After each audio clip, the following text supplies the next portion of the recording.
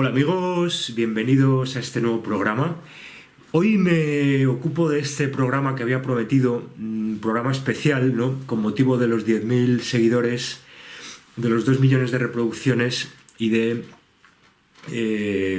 2 años de canal, ¿no? Aproximadamente, ¿no? Entonces aprovecho para felicitar el año y agradecer sobre todo, ¿no? En general, en términos generales, a todo el público que viene siguiendo el canal desde hace estos 2 años y en general todos los formatos en los que trabajo, el blog, artículos, los libros, etcétera, ¿no? Yo voy cambiando un poco de registro en función de mi investigación y cómo voy pegando saltos de escala y voy ocupándome de distintos temas en mi interés por, digamos, no especializarme porque no me interesa la especialización, y cuando ya más o menos sé de algo salto a otra cosa, ¿no? Para completar distintas piezas del puzzle, ¿no? Entonces voy cambiando de escala y de formato porque también mi mente de arquitecto es lo que me pide, ¿no? El cambio de escala para tener controlado un proyecto, ¿no? En el fondo es como trabaja el arquitecto o el artista, con cambios de escala donde va, ¿no? Del artículo de la actualidad a la... Entonces, gracias a todos. Yo sé que mi trabajo no es fácil, no porque yo quiera ser críptico o porque cultive un especial tal, sino porque simplemente yo intento comprender cómo funciona el sistema, y el sistema es complejo. Entonces yo no creo en esa historia de la navaja de Occam y que las visiones muy simples en realidad sirven. Las visiones simples son muy útiles para la propaganda, ¿no? Y todos aquellos que proclaman visiones muy simples, ¿no? Pues en realidad son gente de los que hay que desconfiar, porque toda simplificación la utiliza siempre la propaganda para llegar a más público, ¿no? Entonces yo no quiero llegar a mucho público, mi discurso es complejo y es complejo incluso para mí mismo, es decir, cuando ya lo tengo claro algo, digo, entonces algo falla, ¿no? Algo falla si ya lo tengo claro, hay que seguir trabajando, ¿no?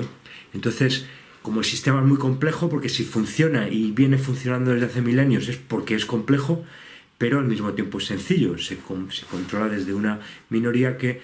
Lo que pasa es que esa sencillez no es la de un pensamiento lineal, plano, de las categorías del positivo y negativo, del bien y el mal. Es una simplicidad que es la que yo trato de comprender mediante la mecánica y el orgánico sacrificial. Es decir, hay una complejidad y una simplicidad al mismo tiempo, pero donde el profano no comprende esa complejidad y se pierde, ¿no?, en los árboles sin ver el bosque, ¿no? Entonces, pero en definitiva es complejo, porque si es complejo además para los profanos, porque así de eso se trata y para eso se ha hecho, ¿no? Entonces, lo que quiero decir es que yo sé que soy complejo, mi canal es complejo, todo lo que yo manejo, pero incluso para mí, porque siempre intento estar un poco en ese borde de la comprensión, ¿no? Porque precisamente creo que desde una comprensión racional, lógica, etcétera, no llegamos a porque es complejo y no trabaja con la razón ni con la lógica, ¿no? Sino con unas lógicas que son las del símbolo, que son las de la paradoja, que son las de... etcétera, ¿no? Y entonces, todo esto para decir que tiene especial mérito para la gente que me seguís el interesarse por estos temas, incluso a pesar de la complejidad, la oscuridad, las contradicciones, las lagunas, los equívocos, los tanteos, porque es parte de la labor de un investigador, yo creo, legítimo, estoy convencido, independiente de, ¿no? Aunque en el fondo todos somos sistema y todos somos, en cierto sentido, oposición controlada por definición, ¿no? Porque el sistema lo deglute todo, ¿no? Entonces, esto merece especial gracias, porque sé que mucha gente pues me sigue a pesar de que no comprende, a pesar de que no comparte, a pesar de que no sé qué, a pesar de que yo a veces soy provocador en el mejor sentido de la palabra, porque quiero remover en el mejor, para que la gente no... Porque hay que, digamos, hay un cierto shock que puede ser bueno en términos de... ¿no? Y entonces, pues simplemente muchas gracias. Y también gracias a todos los que han participado en este programa, ¿no? Y luego también pedir disculpas porque mi método no es precisamente el de interactuar demasiado con los seguidores del canal, porque insisto, para mí el canal no es lo principal, no quiero que sea muy popular, simplemente lo utilizo como una pata más de mi investigación, donde en realidad lo más importante para mí son los libros, y es lo que de alguna manera se trata de que quede ahí como síntesis, ¿no? Porque en el fondo todo este mundo de internet y lo digital y tal se lo va a llevar el viento, ¿no? Y entonces un libro es un libro, ¿no? Y además, entonces, yo no pretendo llegar a mucho público, y de hecho no me preocupa, porque entonces cuanto más público, menos libertad tienes, más te censuran, más expuesto estás, ¿no? O sea que yo estoy muy cómodo con un canal muy pequeñito porque básicamente, ¿no? Y entonces, en ese sentido, tampoco cuido enormemente responder a los comentarios, no sé qué, pero también porque de alguna manera rechazo esa lógica de la pregunta y la respuesta, ¿no? Que siempre está vinculada a una lógica de poder, ¿no? La pregunta y la respuesta, que hoy es tan natural, ya nos hemos acostumbrado a que en todas las conferencias primero se habla, luego hay un turno de preguntas y respuestas, siempre hay un consultorio, siempre consultorio de Elena Francis, siempre están ahí, ¿no? Pero siempre es un paradigma de poder, ¿no? Siempre ha sido el paradigma de la pregunta y la respuesta, que viene del juicio, ¿no?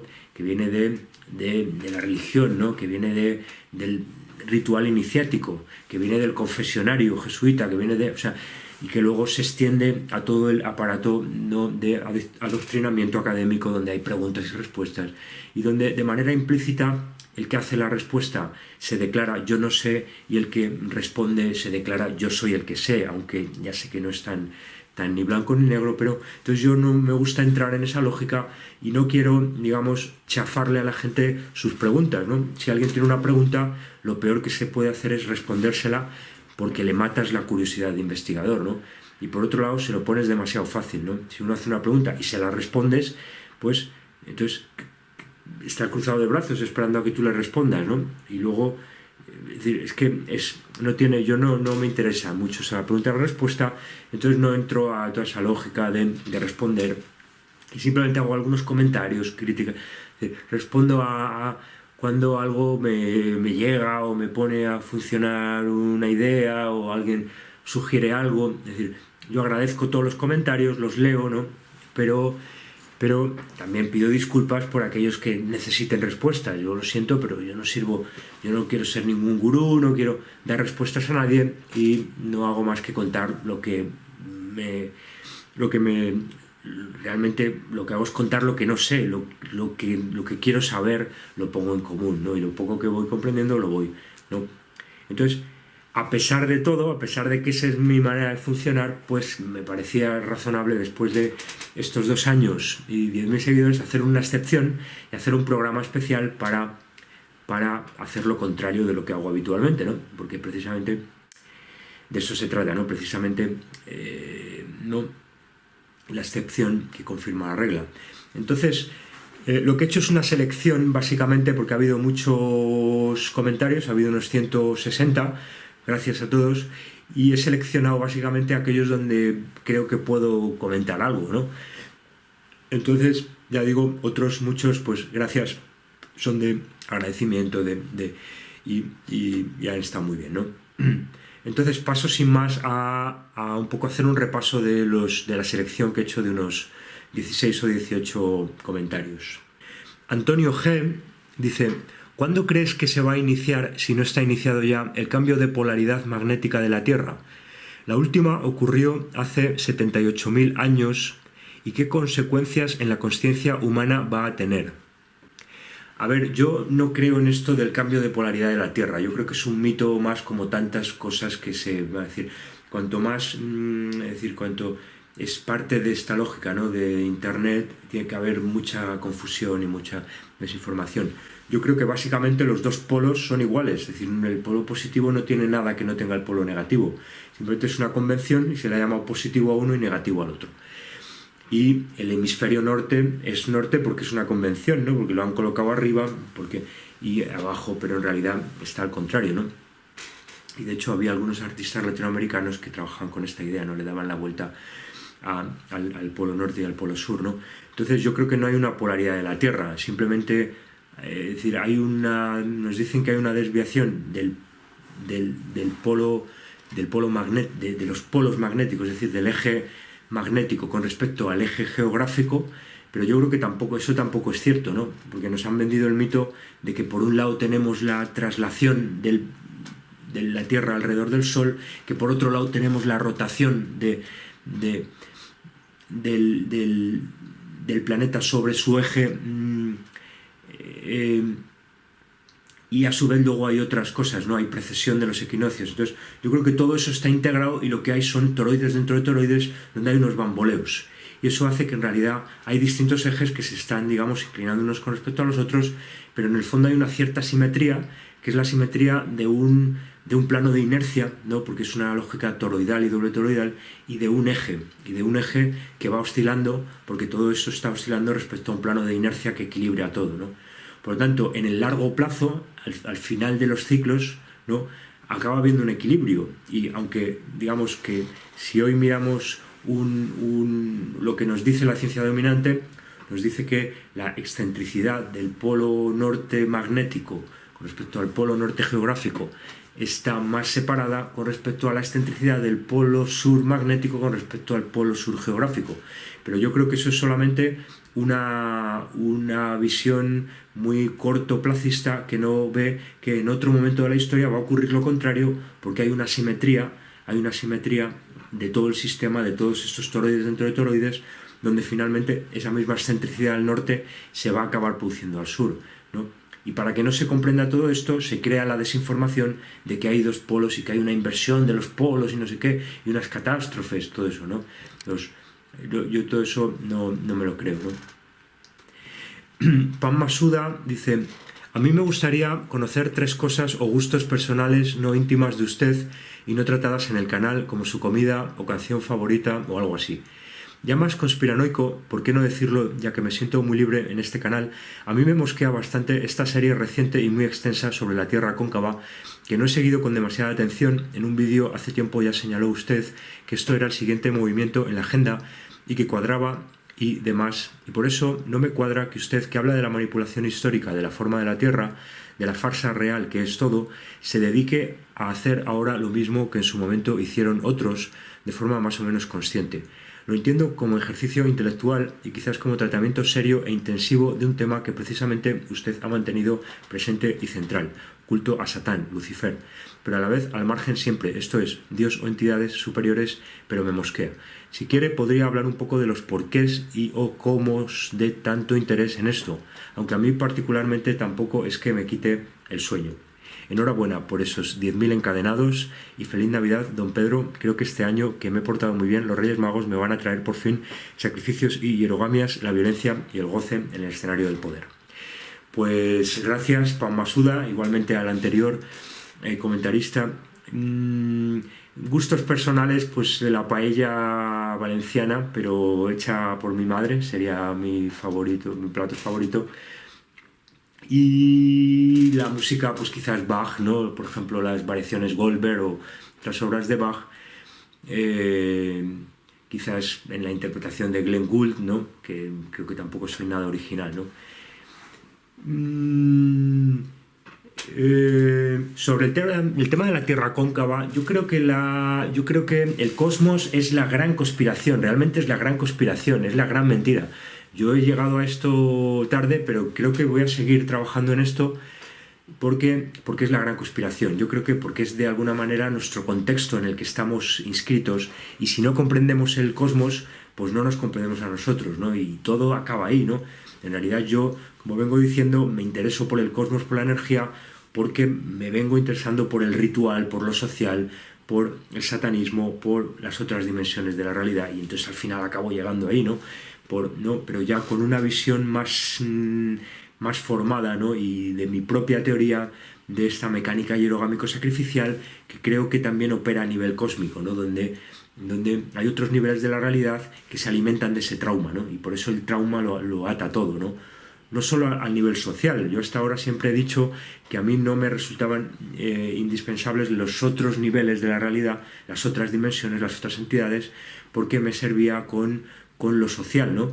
Y porque me movía en un marco más o menos académico, pero en el fondo eso es a lo que se le llama el espíritu como posiciona la materia, la academia ha recogido todo eso que se escapa es el espíritu, esa cosa o el alma, ¿no? El alma, el espíritu, todo aquello de lo no material, de lo no manifestado, de la otra cara de la moneda, del mundo de lo material, ¿no?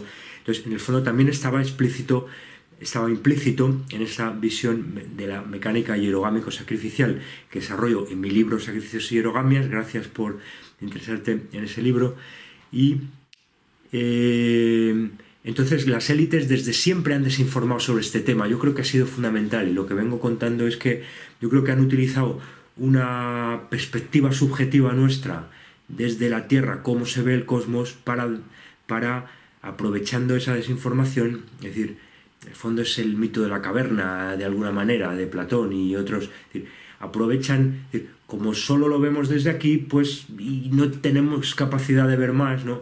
Aunque luego se han ido incrementando esos niveles de percepción con el telescopio y luego con todos los espectros no visibles que también ha tenido acceso la astrofísica, ¿no? Los espectros infrarrojos, ultravioletas y luego todo el tema de las radiaciones de fondo, es decir, todo, pero en el fondo no es más que mediante la tecnología ampliar el rango de percepción a los niveles, digamos, de lo no perceptible con nuestros sentidos, ¿no? Pero en el fondo siempre hay una lógica donde estamos limitados por la percepción, y desde esa percepción, es decir, es el velo de Isis, siempre la lógica del velo de Isis, desde esa percepción se fabrica, se construye una realidad que encaje con lo que se ve, de manera que parezca que lo que se ve coincide con la realidad, pero la realidad se ha construido y nos han adoctrinado, nos han programado para creer que lo que vemos es la realidad, pero que es una realidad construida. Siempre es la misma lógica en todos los ámbitos. Pero esto se ve particularmente bien, en nuestro lenguaje, lo utilizamos, la visión, ¿no? La visión del mundo, la visión del cosmos, tenemos una cosmovisión. La expresión no puede ser más explícita, ¿no? La visión del cosmos que tenemos lo define todo, ¿no? Y como bien comentabas, Padma Sudha, ¿no? Satanás, Lucifer, Satanás es Saturno y es Set, ¿no? Ha habido siempre una identificación entre determinadas deidades y determinados astros, ¿no? Y Lucifer sería Venus, ¿no? O al menos una de las dos Venus, la Venus lucífera, ¿no? Porque ya hemos hablado de eso mucho, ¿no? Hay como la Venus de la mañana, la Venus de la tarde, y ese doble juego, ¿no? Donde tenemos, ¿no?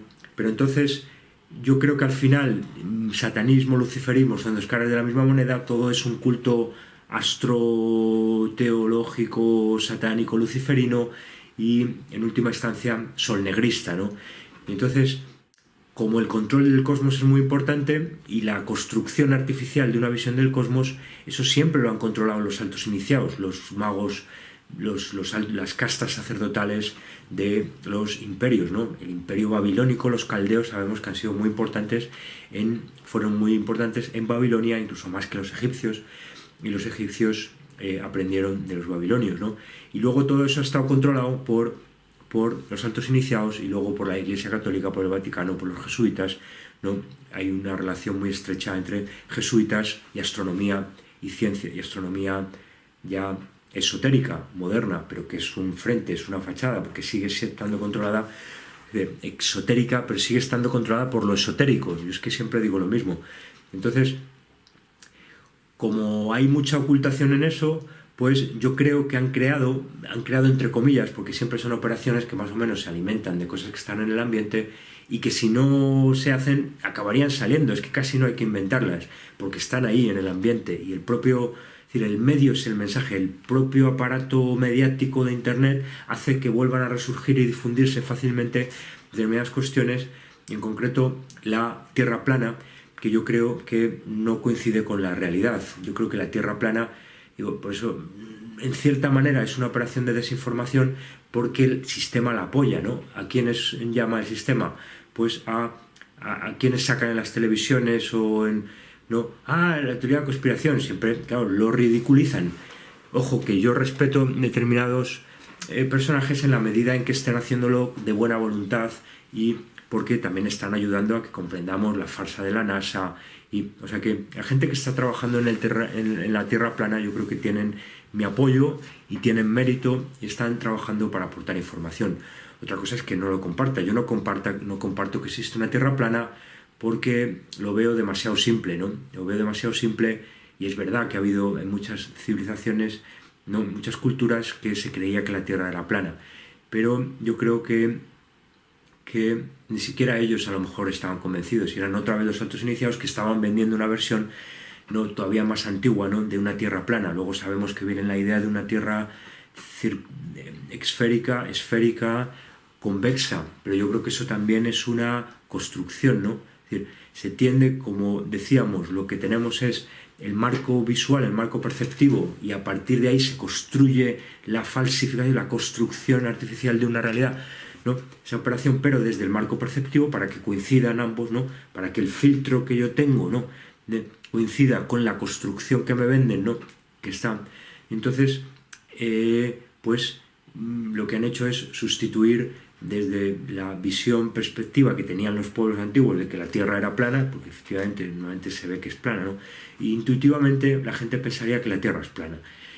Y luego yo creo que van creando la idea de la Tierra esférica las élites, y luego poco a poco lo van extendiendo al conjunto de las sociedades profanas, al mismo tiempo que hay un aparato mediático, científico, geográfico, astronómico, que puede de alguna manera darle una legitimidad científica, pero que es construida, ¿no?, porque en el fondo, ¿no? Entonces, de la misma manera, pero es exactamente igual que se crea la nación. ¿Cuándo se crea la nación? Pues una vez que se tiene la imprenta, una vez que se tiene la prensa, una vez que se tiene la propaganda. Antes no se podía crear la nación, no había naciones hasta el siglo XIX.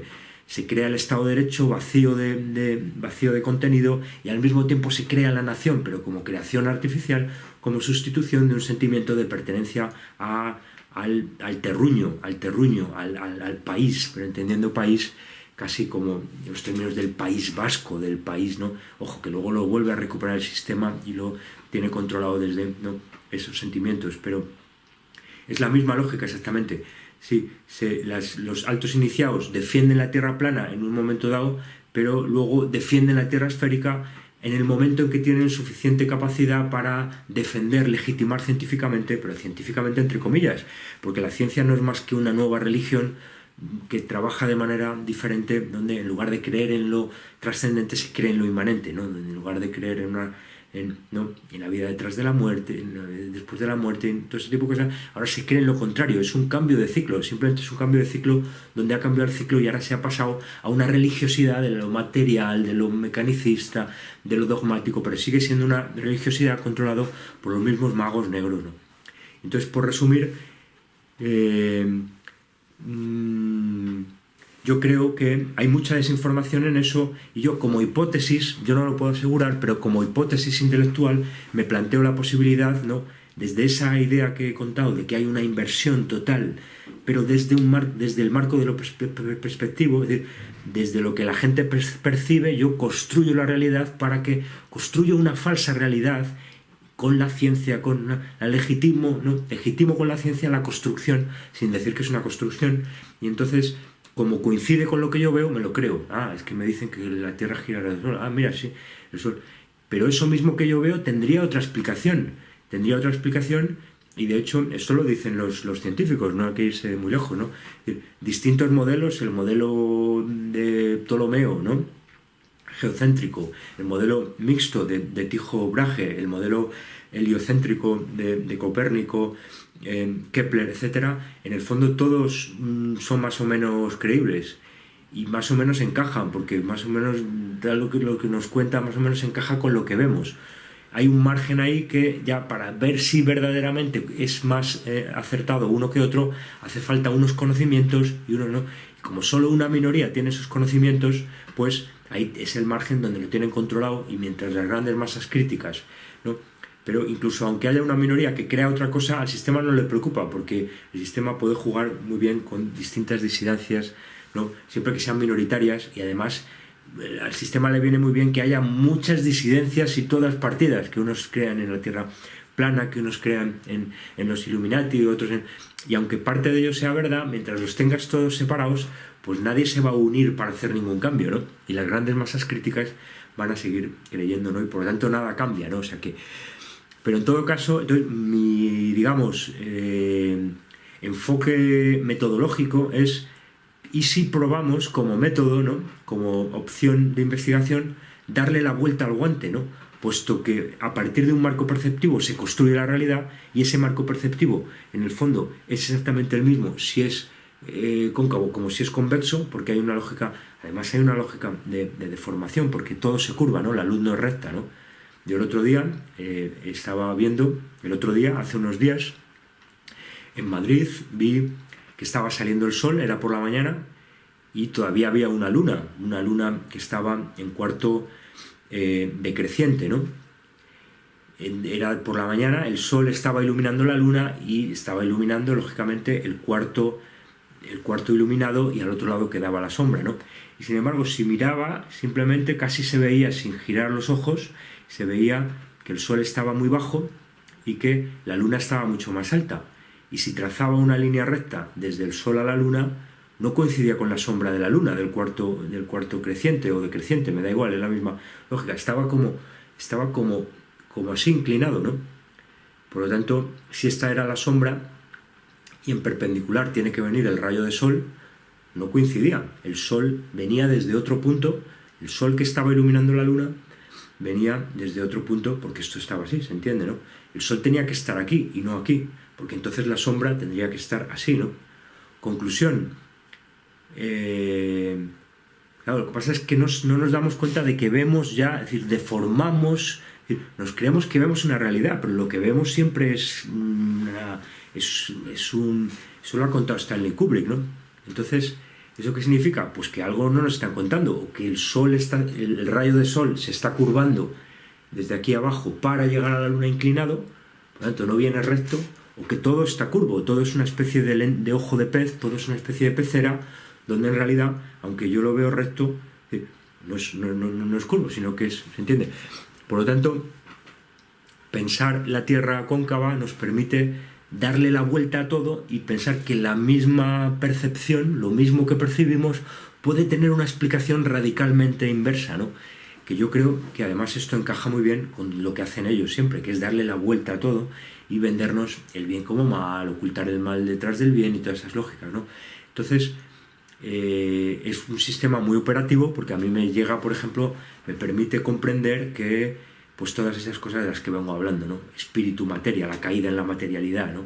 El sol negro, ¿no? La centralidad del sol negro, etc. Por lo tanto, por el momento es una hipótesis muy operativa, porque es como salirte de la caja, como decía Einstein, ¿no? Y ver las cosas desde otra, no desde otra perspectiva, como digo, desde la misma perspectiva, pero entendiendo que la construcción de la realidad se hace desde una inversión de la perspectiva, como viéndolo desde el otro lado, desde la misma eje, ¿no? Algo parecido, ¿no? Y entonces es darle la vuelta al guante, ¿no? Y entonces eso es lo que a mí me lleva a investigar en la Tierra cóncava y proponerlo como una hipótesis muy posible de la realidad del cosmos, ¿no? Alejandro Beigau pregunta: ¿qué papel juegan los valores libertad, igualdad, fraternidad dentro de la programación de masas?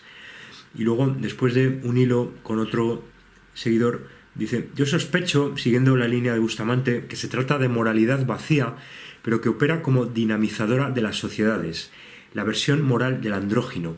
Básicamente se puede crear cualquier revuelta social partiendo de estos principios, y es llamativo que los pueblos más eficientes y cohesivos de la historia no promovían la libertad, igualdad y fraternidad, excepto que fuese necesario juntar voluntades para la guerra o la paz. Sé que Bustamante tiene en alta estima el valor de la libertad. Quisiera realmente saber su opinión de esto.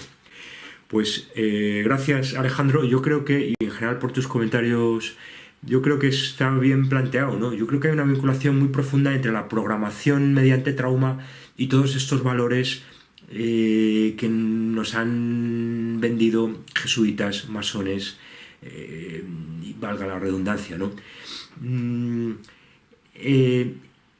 Hay una lógica de inversión, ¿no? Donde nos están vendiendo una cosa y en realidad es la otra, ¿no? Y eso que tiene que ver con la programación mental mediante trauma, o con lo que también se puede llamar como problema, reacción, solución. Es decir, siempre se ha creado mediante trauma, mediante guerra, mediante revolución, mediante crisis. Se crea el problema, lo crean ellos, lo crean ellos siempre relativo, porque se trata de, precisamente, como hay que hacer que no se sepa quién lo crea, pues hay que hacer que sea la propia masa, o sea, determinado pueblo, o sea, determinado dictador, o sea, determinado tal, el que finalmente se le haga culpable de, o en última instancia la naturaleza, o un terrorista, o un Hitler, o los, ¿no? Entonces, o las masas, ¿no? Siempre es muy, ¿no? Es que los cristianos perseguían a los judíos, ¿no? Pero la Iglesia Católica siempre se quedaba al margen, ¿no? Muy pocas veces, pues es que eran muy cucos, muy inteligentes para alimentar la indignación de las masas, ¿no? Aprovechando la crisis económica para que los cristianos persiguieran a los judíos, ¿no? En tantas ocasiones, ¿no? ¿Quién lo estaba montando? La Iglesia Católica y en general las élites, pero también las élites judías y las élites católicas y todas las élites, porque las élites en el fondo no son nada, son fachadas, son satanistas luciferinos, ¿no? Y utilizan como frentes las religiones para hacer que finalmente sean los cristianos los que persiguen a los judíos y a los que luego se les echa la culpa, para hacer que sean los nazis y sean las SS y sea Hitler los que crean el holocausto, ¿no? Y luego se les echa la culpa, pero en realidad están movidos por detrás, ¿no? Pero alimentando, es decir, fenómeno de recuperación. Pero en realidad todo funciona así, ¿no? Ellos crean el problema y luego por las soluciones, pero siempre es una lógica de huida hacia adelante, ¿no? Nos venden la libertad, la igualdad, la fraternidad como una idea hacia adelante, cuando en realidad siempre vamos a peor, pero es esa programación mediante trauma la que hace que no veamos, no nos demos cuenta, porque nos han programado mediante trauma en que lo anterior era muy malo, y efectivamente era muy malo, porque es decir, ¿qué es mejor, el franquismo o la guerra civil? Hombre, pues ante una guerra civil habrá una gran mayoría, habrá una minoría que decida luchar, ¿no? Bravamente, pero habrá una mayoría que dirá, mejor nos quedamos en paz, aunque en una dictadura, ¿no? Entonces, qué bien la dictadura, ¿no? Y luego viene la democracia, entre comillas, pero que todo esto son etiquetas, hay una continuidad total de una dictadura encubierta, ¿no? Global, etcétera, ¿no? Entonces, se crea siempre mediante trauma, ¿no? Y esos valores, ¿no? Además están muy vinculados al género, como ve también aquí, ha apuntado muy bien Alejandro Beigou, ¿no? A la androgenización, porque, como he contado sobre todo en mi último libro, Androgenización versus Heteroarcado, todos esos valores son los valores del androginarcado, porque son esa idea de la igualdad, ¿no? Y están derivando hacia el género. Si vemos como de una igualdad socioeconómica, ¿no? de igualdad de clases, pasamos hoy a la igualdad de sexos, ¿no? Estaba ya implícito, ¿no? Es simplemente una capa más interior de la cebolla que ahora se desvela, porque estaba ya implícito en la lógica del sistema, ¿no? Pasamos de la igualdad socioeconómica a la igualdad de género, ¿no? Y nos lo venden como mediante trauma, ya sabemos cómo funciona el género, siempre mediante trauma, las operaciones mediante trauma, siempre utilizando, o casi siempre utilizando andróginos, ¿no? Muchos de ellos transexuales encubiertos, ¿no? Donde hay una programación mediante trauma para que nos acostumbremos a vender, ¿no? Nos acostumbremos a ver a esas cosas como si fueran mujeres o como si fueran hombres, al mismo tiempo que van vaciando de sustancia real esos términos, ¿no? Cuanto más se habla del hombre y la mujer, menos existe el hombre y la mujer porque se están androgenizando, ¿no? Entonces, se ve claramente con la idea de la igualdad socioeconómica de clases a la igualdad de género, ¿no? Es ¿no? Donde se ve claramente, ¿no? Pero es un poco la misma idea, la idea de la libertad del republicanismo masón jesuita, por supuesto, a la libertad de hoy, también la libertad sexual, la libertad de elección, también está muy vinculada al tema del género, pero vuelve a ser porque como todo esto no es lineal, pues nos creemos que voy a ser más libre, ¿no? Y lo vemos como lineal, nos han adoctrinado en una visión lineal de todo, donde está el mal en un extremo, el bien en otro, aquí el dictador y allí la democracia. Nos están permanentemente programando en lógicas muy simplistas del bien y del mal, de los buenos y los malos, de la dictadura y la democracia y tantas otras, ¿no?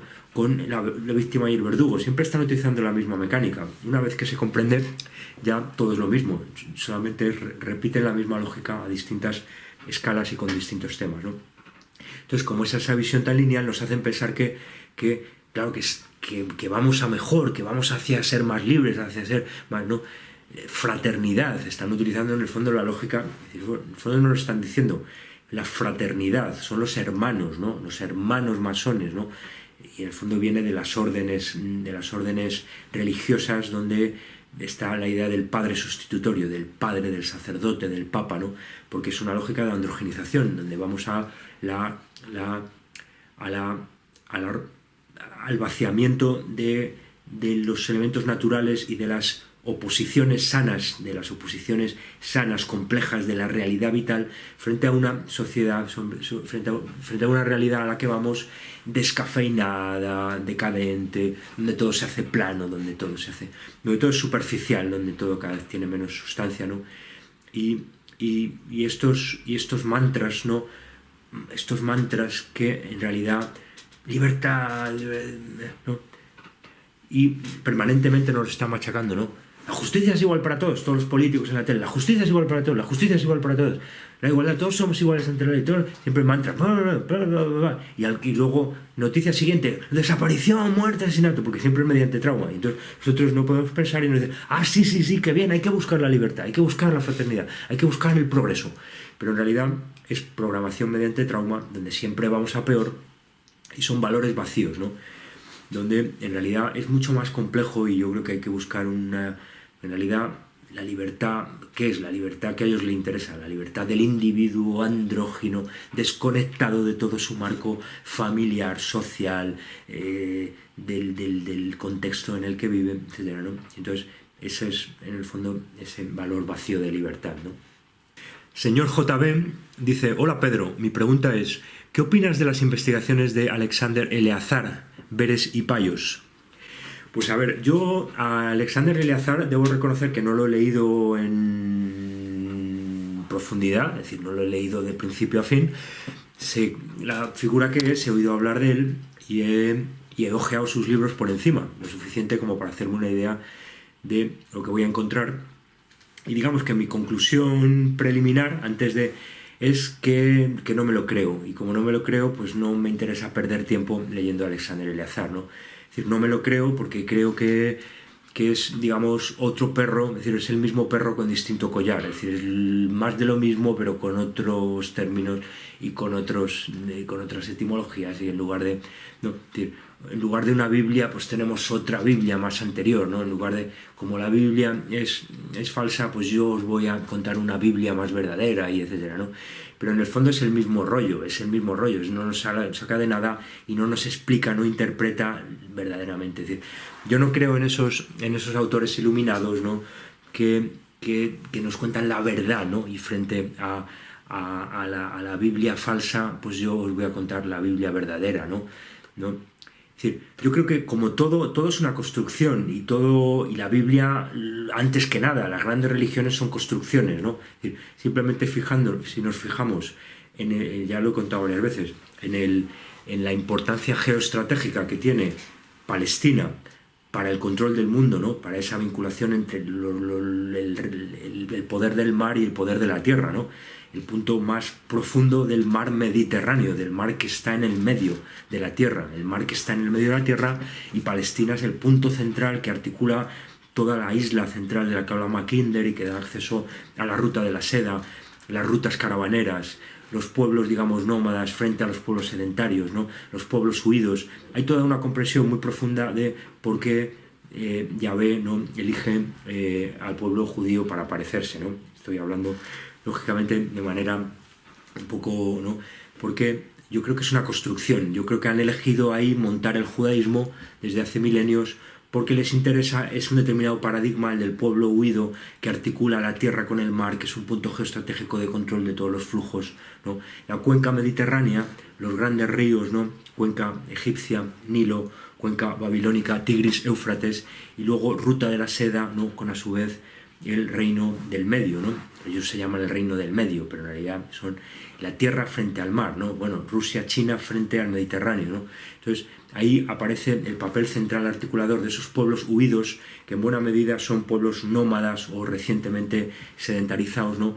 Que se colocan en el centro se monta la religión llamada judaísmo con toda esa lógica, porque es un nuevo orden mundial. La Biblia es un manual del nuevo orden mundial, ¿no? Lo que quiero decir con todo esto es que ya está ahí, es decir, la Biblia es una construcción, claro que es una construcción, todo está, hay parte de realidad, parte de ficción, pero lo que es necesario es una lectura entre líneas de ¿Por qué tiene tanta importancia? Por lo que estoy contando aquí. Porque luego se monta el cristianismo encima del judaísmo. ¡Qué casualidad! ¿Es que Dios también es un gran geoestratega? Pues sí, Dios es tan buen geoestratega como Yahvé. Y luego Alá también es un gran geoestratega, porque también está muy cerca la península arábica, ¿no? Las dos ciudades fundamentales, la Meca, Medina, pero es la entrada de las rutas de las mercancías, ¿no? Porque la ruta de la seda, hay una ruta terrestre y una ruta marítima. La ruta marítima, ¿no? Que entra o bien a la cuenca babilónica, ¿no? Por el Golfo de Adén o al Mar Rojo, ¿no? Qué casualidad, y pasa toda la Biblia, ¿no? Cruzan el Mar Rojo por ahí, ¿no? Para entrar en la tierra prometida, etc. Entonces, pero también Mahoma sube al templo, ¿no? Sube al cielo desde el segundo templo de Salomón, ¿no? Hay un primer templo, hay un segundo templo, se quiere construir un tercer templo, ¿no? Matriarcado, patriarcado, androginarcado, ¿no? 3 religiones, ¿no? 2 religiones, matriarcal, patriarcal, y una religión androginarcal que articula. Es decir, todo está muy bien ingenierizado, y lo que es necesario es una lectura entre líneas, no de otras Biblias alternativas que nos cuenten iluminados como el azar, no, sino una lectura entre líneas de los documentos fundamentales de la cultura. Por supuesto que se ha ocultado mucho, pero es que tampoco, bueno, si tenemos cierta información oculta, pues más fácil lo vamos a tener. Pero la clave de todo esto es que con lo que está accesible ya se puede comprender. Con lo que está accesible, con los grandes textos de la literatura, y la Biblia es el gran texto, que tiene muchas lecturas, ¿no? Pues ya se puede comprender, pero no buscándonos a Biblias ocultas de que se ha sacado alguien de la manga o sea, vale, nos pueden aportar una visión alternativa, ¿no? Pero yo creo que la clave está siempre en una lectura entre líneas de los textos fundamentales, ¿no? Cuando digo la Biblia, digo la ley de gravitación de Newton, digo la declaración de independencia del Estado de Israel o cualquier otra cosa, nos va a ofrecer, aunque esté manipulado, aunque oculta, aunque censura, aunque tergiversa, ¿no? Son los textos fundamentales, ¿no? Los que, ¿no? Entonces la alternativa para mí a Eleazar es eso, ¿no? Y de hecho quiero aprovechar para recomendar unos libros, ¿no? Frente a Eleazar, yo propongo a Shlomo Sand, ¿no? Estos 2 libros, el primero es la invención del pueblo judío, y el segundo, la invención de la tierra de Israel, que prácticamente son continuación el uno del otro, ¿no? Es como, son 2 libros diferentes, es como si fueran 2 tomos de la misma obra, porque hay mucha coherencia, ¿no? Es un israelí judío antisionista que ofrece una visión crítica muy rigurosa, muy documentada. Yo creo que junto a Alfred Koestler y su libro La 13ª tribu, es una de esas obras claves para comprender toda esta historia y cómo el sionismo se ha construido a partir de los mitos y ha retomado los mitos milenarios de la Biblia, ¿no? Entonces, aquí vemos hasta qué punto es importante cómo una Biblia, ¿no? Está ya ahí el nuevo orden mundial, está en germen, ¿no? Es decir, los saltos iniciados ya de alguna manera lo han esbozado para que luego vengan otros y lo sigan construyendo, ¿no? Como una construcción, donde ya han dejado ahí implícito el que estos pueblos huidos, ¿no? Que están vinculados a estas rutas, ¿no? Que articulan los pueblos autóctonos a los pueblos huidos, ¿no? Lo local y lo internacional, ¿no? Todas esas lógicas de las que estoy hablando, ¿no? Y entonces ya está ahí para que luego llegue otro movimiento, llegue el sionismo, ¿no? Pero hubo un sionismo cristiano, ¿no? Hubo un sionismo cristiano, ¿no? El sionismo se monta desde la cristiandad, luego lo terminan los judíos, pero lo montan los templarios, lo montan luego los Balfour en Inglaterra, ¿no? Y luego ya lo terminan, ¿no? Theodore Herz y ya los, ¿no? Pero con mucha oposición, en realidad se oponen, ¿no? La mayoría del judaísmo, incluso de las élites judías, de los rabinos más importantes, se oponen al judaísmo, ¿no?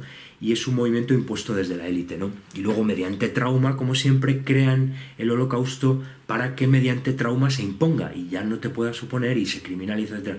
Todo funciona así, ¿no? Entonces, es siempre una mecánica sacrificial donde se coloca a la víctima, al verdugo, no todo escenificado, pero se hace, pero es real, es escenificado, es un guión que se hace que se convierta en realidad. Entonces es real y merece respeto, y hay víctimas, por supuesto, ¿no? Y el pueblo judío, sobre todo, es víctima.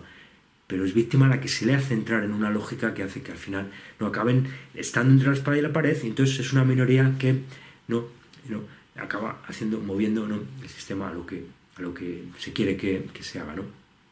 Siempre desde esa radical no linealidad, ¿no?, que es como un toroide, donde desde una minoría, pero tocando las teclas clave, yo controlo a toda una mayoría, ¿no?, pero de manera oculta y haciendo que se recuperen las energías, ¿no? Es como un toroide, exactamente igual que un toroide. ¿Dónde ejerzo yo la fuerza en un toroide? En el vórtice, ¿no? Si yo ejerzo la fuerza en el punto donde más se concentra, en el interior del toroide, ¿no?, en los vórtices, ahí es donde ejerzo ya todo lo demás, pero hay una recuperación. Esos vórtices se acaban abriendo a una sociedad profana, ¿no? Y el mal y el bien funcionan así. El mal y el bien tienen una lógica toroidal y doble toroidal, donde hay un plano de inercia que vendría a ser el bien y una aplicación de las fuerzas que mueven el sistema, que son las fuerzas del mal encubiertas, que se aplican en el vórtice y que descentran. La misma lógica que estábamos hablando de los ejes magnéticos y los ejes geográficos, ¿no? Wolfgang Amadeus Mozart dice: a mí me gustaría saber si va a hacer el análisis a Full Metal Jacket de Stanley Kubrick. Sus análisis son una obra maestra. Pues gracias, Mozart. Yo creo que la genialidad no es mía, la genialidad es de Kubrick. Yo creo que todavía no llego a comprender. Kubrick es un genio y tiene una profundidad de comprensión del sistema brutal que no tiene ningún otro cineasta, ¿no? O sea, ya lo he dicho muchas veces, Kubrick es el autor y yo voy a seguir trabajando. De hecho, sí que la he visto varias veces y es una película interesante para comprender todo ese elemento,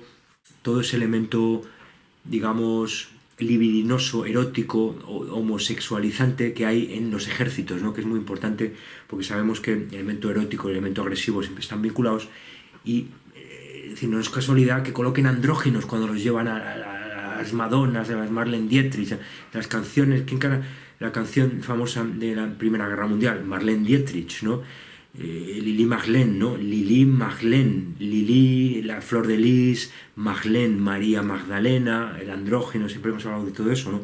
Y luego las Madonas y hoy las nuevas, ¿no? La negrita, esta, no me acuerdo de su nombre, son todos andrógenos, ¿no? Son todos andrógenos y en muchos casos son hombres transexualizados en mujeres, porque están generando ese elemento transgresor en el corazón del ejército, ¿no?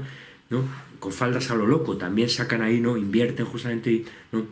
La que parece mujer es hombre y los que se disfrazan de hombre, porque ellos lo invierten todo, ¿no?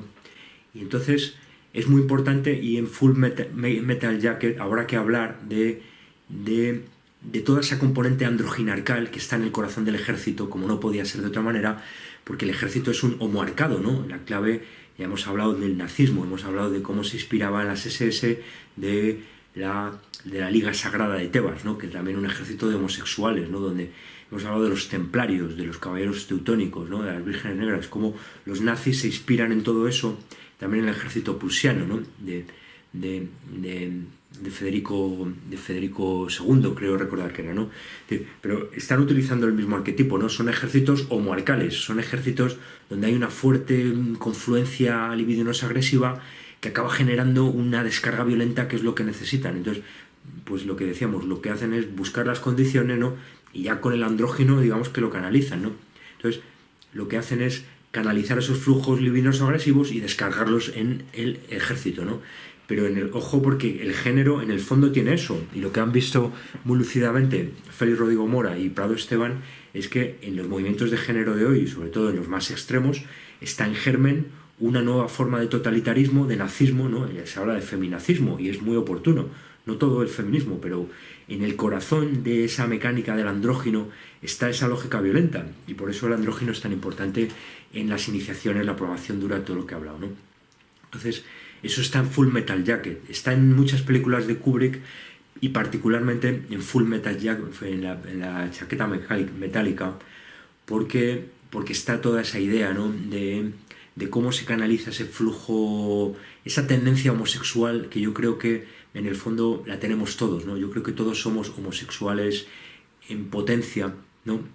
Y la sociedad heteroarcal reprime la tendencia homosexual. Eso lo he contado en mi libro Androgenización versus heteroarcado. Es decir, yo creo que no es que la sociedad heteropatriarcal es muy represiva y nosotros queremos la liberación, otra vez lo mismo, ¿no? Se van al extremo y el extremo siempre es el que en el fondo está destruyendo, demoliendo de manera controlada la sociedad, ¿no? En la sociedad heteroarcal se reprime una cierta tendencia homosexual. Es verdad, ¿no? No deja de ser un tabú y se prohíbe y se criminaliza. Es decir, también el heteroarcado castiga a la homosexualidad, evidentemente, también, porque hay una tendencia homosexual. Y luego hoy van a lo contrario, están, digamos, descriminalizando, normalizando, naturalizando la homosexualidad y al contrario criminalizando, ¿no? De momento de manera un poco más blanda, con las leyes de violencia de género, etcétera, y demonizando en general todo el heteroarcado y impulsando las tendencias homosexuales.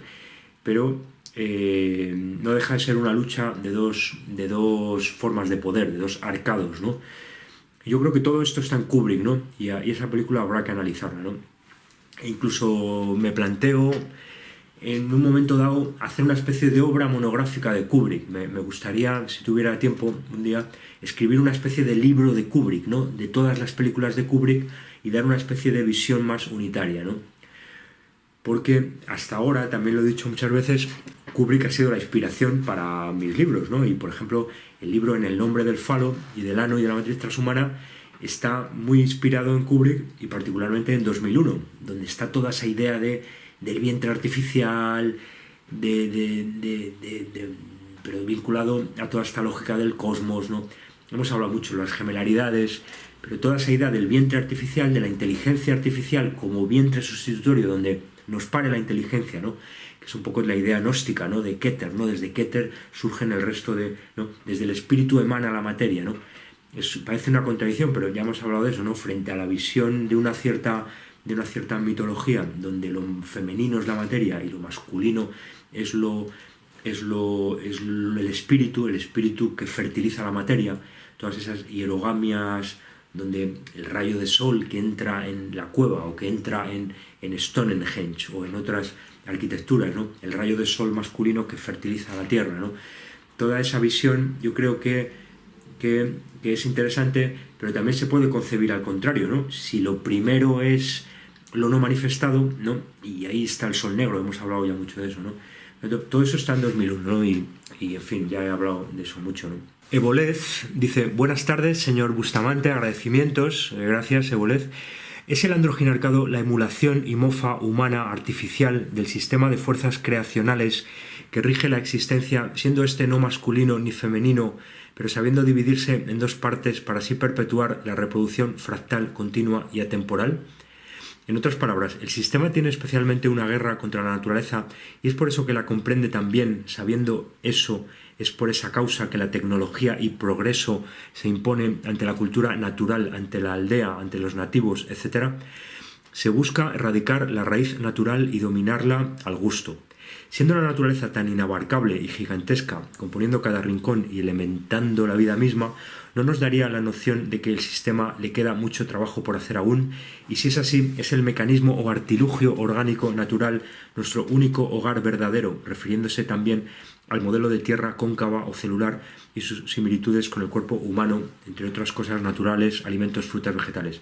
El bamboleo del que tanto hablas también se interpreta como el limbo entre la artificialidad Borg y naturaleza orgánica. Entonces yo creo que gracias, Ebolez, yo creo que está muy bien visto, ¿no? Está muy bien planteado, ¿no? Me interesan este tipo de comentarios también porque me muestran que está llegando más o menos el mensaje y hasta qué punto hay que enfatizar ciertas cosas, ¿no? Claro, yo creo que lo que hay es una especie de polaridad entre lo natural y lo artificial, donde no se puede hablar nunca en términos exactos de la naturaleza y el artificio, porque son polos, ¿no? El artificio siempre es segunda naturaleza, ¿no? Yo he hablado mucho de eso en Sacrificios y Hierogamias, y de hecho es todo el principio del libro, donde yo trato de comprender, ¿no? Es donde yo me formo, ¿no?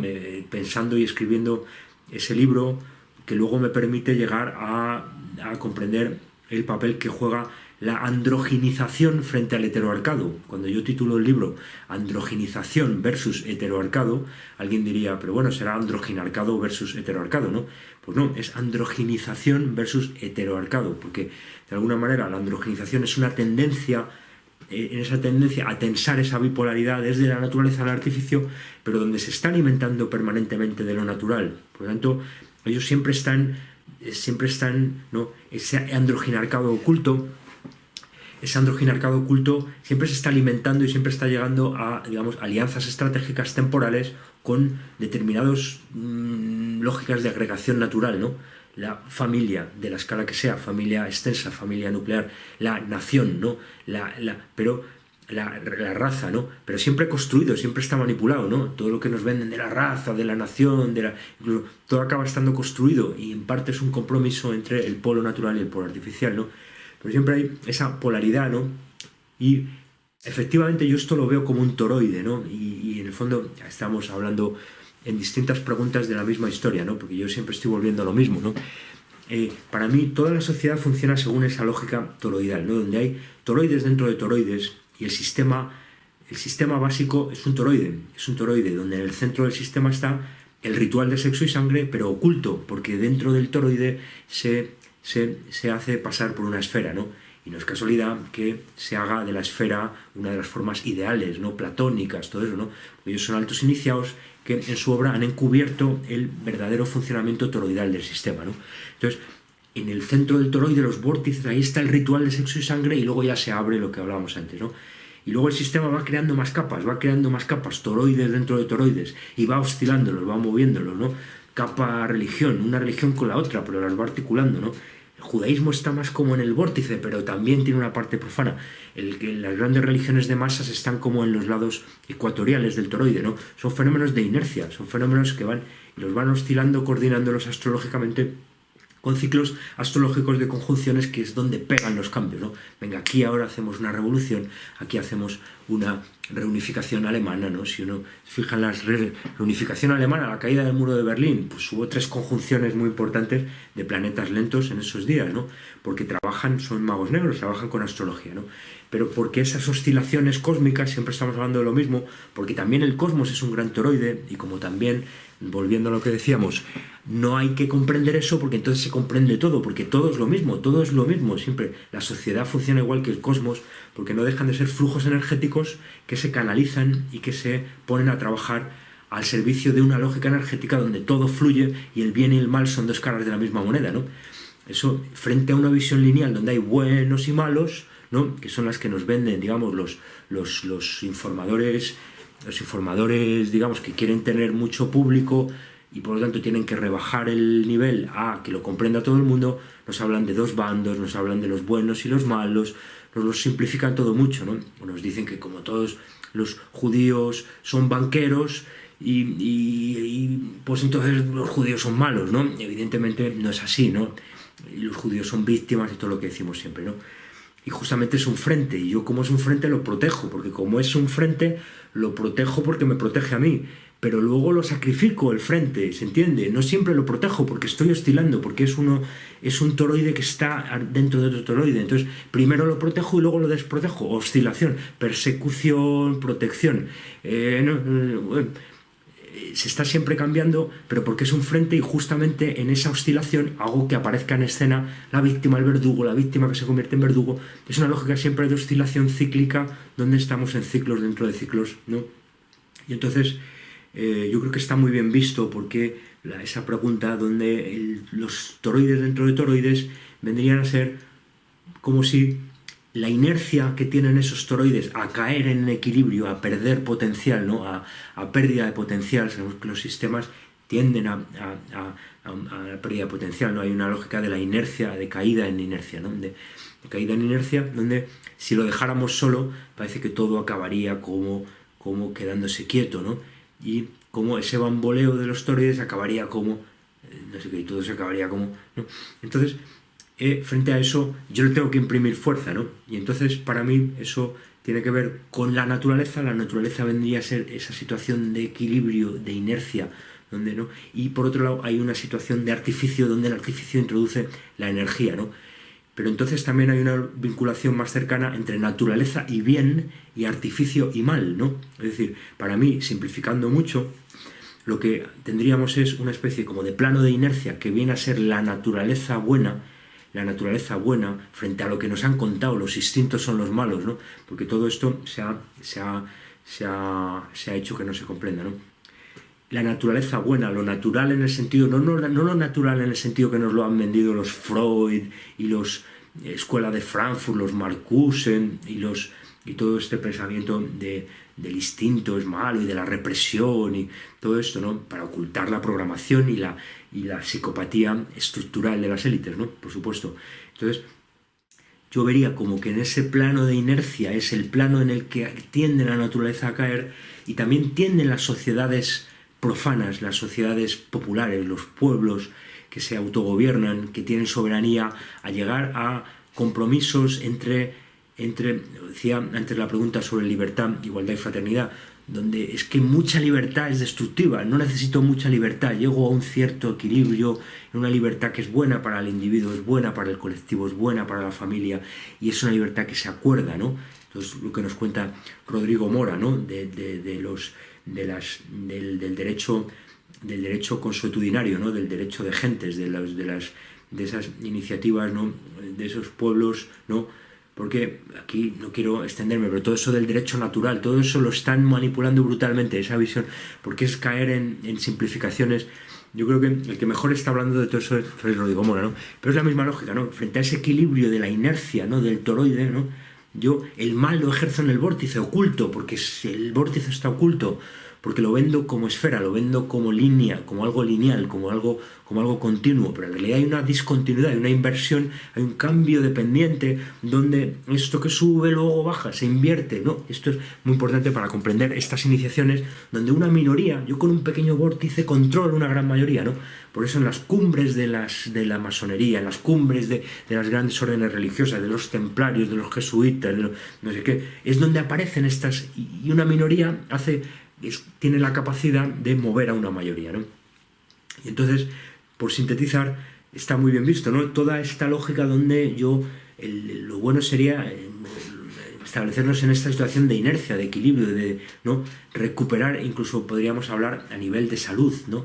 De salud del cuerpo. El cuerpo funciona exactamente igual, tenemos lógicas de equilibrio y hay que buscar un equilibrio. La enfermedad no es mala, la enfermedad es buena, porque nos está avisando de que estamos desequilibrados y nos está llamando. Yo, por ejemplo, hoy, después de Navidad, estoy haciendo una dieta de un día, ¿no? Y ahora mismo no he desayunado y estoy con el estómago vacío, ¿no?